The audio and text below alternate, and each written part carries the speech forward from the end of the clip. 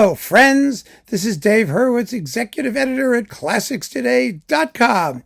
So, for the past few days or a week or so, I've been enjoying, if that's the word, the symphonies of Galina Ustvolskaya.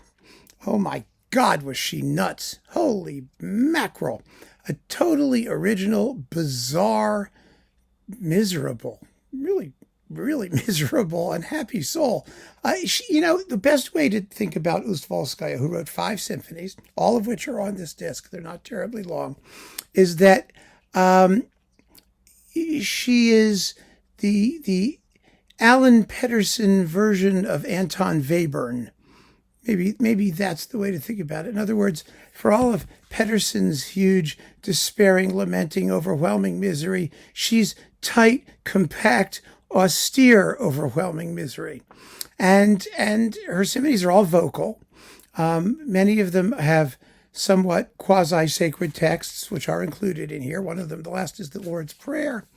Her style was completely original. She's best known for being a pupil of Shostakovich, who she later claimed not to like very much. He was quite devoted to her, but she apparently found his music to be sterile and lifeless.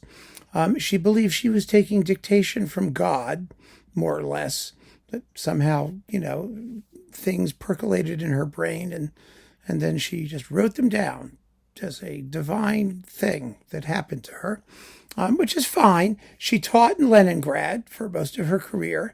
She wrote a whole pile of socialist realist things, which she destroyed or removed from her catalog. She only left 21 completed works, of which 5 of them are these symphonies. They are not symphonies in any conventional sense. Let me explain. I've got the orchestrations here for some of these suckers. The first symphony is the only one written for full orchestra, but also for 2 boy sopranos who scream and carry on like lunatics. The poetry is popular communist children's poetry about the horror of childhood in capitalist countries and other places. And she claimed that the texts were forced on her, and she was more interested simply in the timbral possibilities of the boy soloists rather than the words themselves, which tells us a lot. Then we've got, Symphony number 2. It's scored for sextets of flutes, oboes, trumpets, a single trombone, tuba, piano, bass drum, tenor drum, and voice. That's that. Number 3, is written for a really weird ensemble: 5 oboes, 5 trumpets, 1 trombone, 3 tubas, 3 drums, piano, and 5 double basses. Symphony number 4 is written for contralto, alto soloist, piano, trumpet, and tam-tam. Yay, it was a great tam-tam part. Number 5 is for male reciter, oboe, trumpet, tuba, violin, and a wooden cube that you bonk on. It has to be 46 centimeters on a side or something. It's very, very crazy.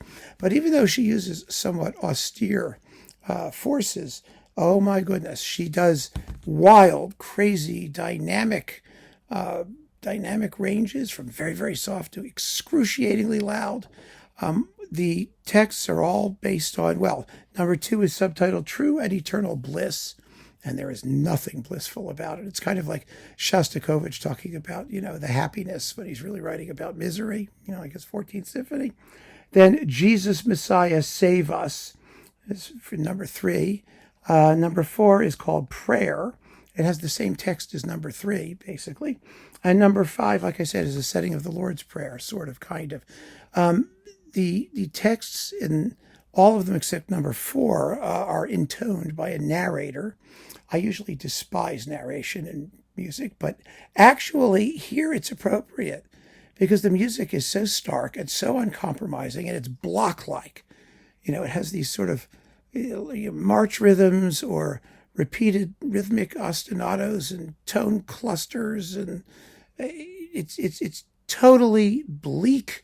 And it has occasional beautiful moments. I mean, very occasional beautiful moments.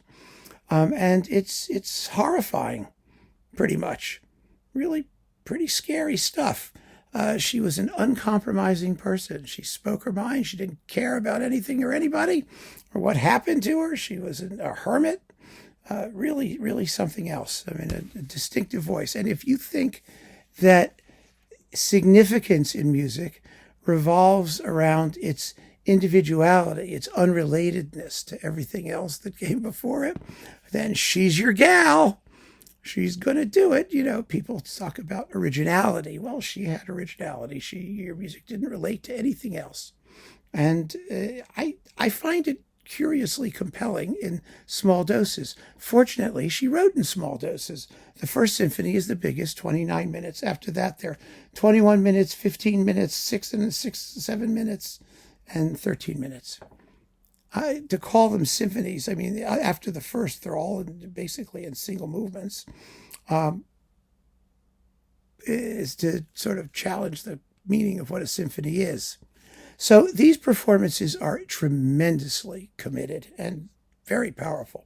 The London Philharmonic Orchestra, or bits of it, is conducted by Christian Karlsen, who is fanatically devoted to this music. He was his mentor was Reinbert de Loewe, and so he does his contemporary music really well.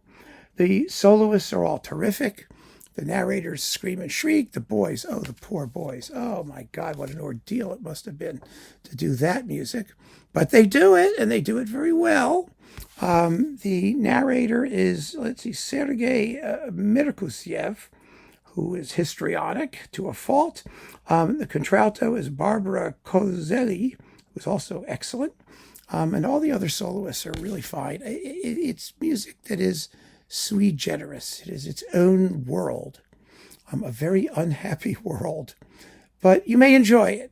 I mean, enjoy the unhappy world. I know that sounds bizarre, doesn't it? But, we enjoy things like Salome, and we enjoy unhappy music and sad music. And so there you go. It's all of that, for sure. It's on BIS. It's spectacularly well recorded, and it's an important release. Just for its stark, uncompromising originality and authenticity. You may not like it, but it is a thing. So keep on listening, friends. Thanks for joining me. Take care.